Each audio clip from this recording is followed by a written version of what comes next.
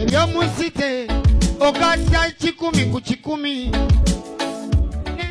Mu butuufu waliwo olumu akasente we kabula muganda wange ne bigaana olunaku ne lubeera nga talutambudde bulungi. Kakati nno mu freestyle ya King Saha era munnange byenjogedde byagala okukontana esayidi eno mu freestyle eno byengenda okubeera nga nkuyitiramuko maaso eyo nina Palaso naye atudde munnange ate mu bino byabanene freestyle wali gubadde muzigo mwerere ate nga maaso eyo nina munnange ate Lydia Jasmine engeri gye yayugumizaamu London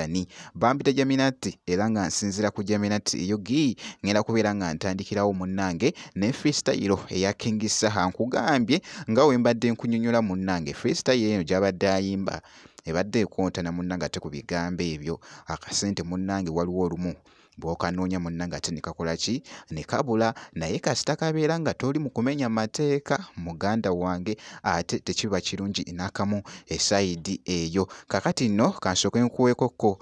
ku freestyle eno ey'omwana mulenzi munnange ate King Saha ate nkomewo kaawo maaso ebyomusite ogatta 10 ku 10 nentandika okukola naye nga sente ntono nentandika okunoonya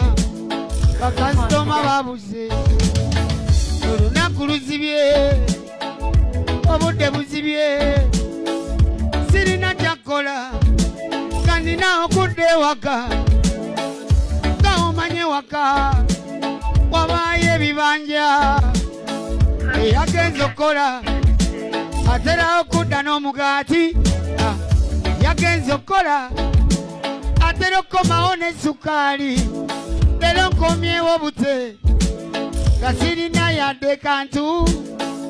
nkomyewo bute leero site nsaze Kampala nsaze bw'atyo nno bwe kityo nno munnange ate bwe kitambudde mu freestyle ya King Saha ndowooza omulengera ali awo munnange abadde mu mmotoka wali era nga boogezaako okulabaawo munnange ate nga ali mu kushiringamuko ennyimba alina mpitirivu freestyle alina mpitirivu lwayagala munnange lwateekamu esayidi eyo naye nga munnange weebityo munnange ate we bitambudde esayidi eyo. Kakati nno awo kankuggyewoko nkutegeezako ku sayidi y'emu waliwo freestyle ya Palaso ebadde ekutte akati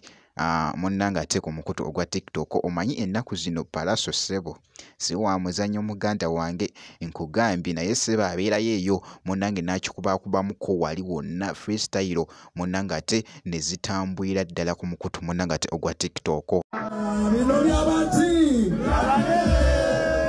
Nabakolera kisodde ngamba betukwagala omukwano mukadde nomwabitandika wano nali mu mirembe nga mulina banafude mulya miyembe abagala ekisodde wamanzuno kambawe whisky ne waragi ndigatike enkuwe zenina antidote fukamira wone kaloba watirijjamu obugato bubulye zenibitonetaninaku omujentegula mbalaba mutukoliremozimukubaganya mbyagala nkirako gwe bakalunga niwomero nkirako gwe baka mbyagala nkirako gwe bakalunga Mume wange yakava mu nsonga mugambe mama fina onge mizimu mugambe mama fina onge mizimu mugambe mama fina onge mizimu to the eye to the hour kariba Palaso musime ukabaka gwe yaita Metimanyi mabenyi be yasima na baita Escobar Pablo nyeresa banyeresa Dundaga keti zumesa bwe kityo nno munnange ate bwe kitambudde esayidi eyo era nga bw'olabye. Kakati nno katugende mu maaso awo nkugyeewo ewa Palaso munnange nkuziza eno Lydia Jasmine munnange ayugumiza wali London nkugambye abantu banyumiddwa enguliko actually okutwaliza wamu show yatambudde bulungi bambi n'okusinziira wali munnange abadde avuddeyo kaawo n'agamba bannange mwebale nnyo abantu b'e London munnange bamulaze omukwano esayidi eno era nga yakubye ennyimba ze zabadde mpitirivu wali munnange ate ziyitize wali wonna kyatamuyidde ddala munnange ate bulungi nnyo era munnange banyumiddwa ekifo era nga bw'okirabaawo nga munnange kiri mu ssanyu ppitirivu nnyo anti mwana muwala nga ali ku stage Lydia Jasmine.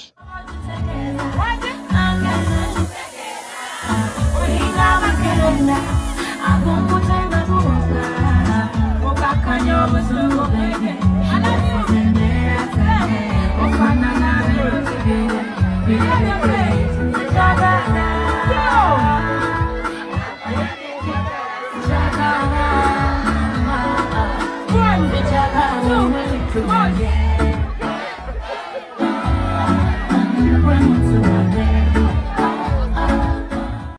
byebyo nno munnange era nga bw'olabye kw'ossa ate esayidi eno munnange era nga bw'ogezaako okulaba n'ekyo ekifaananyi munnange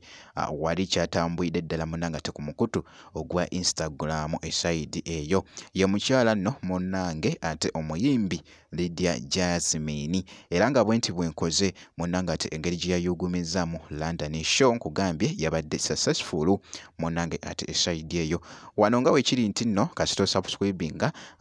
gwe beerayo ng'okimanyi nti n'ogenda kubeera nga ofuna notification ku video empya updates zonna tuba tuzikutuusaako munnange wano obutereevu ngenda kubeera nga nkomawo ate mu maaso eyo n'ebirala.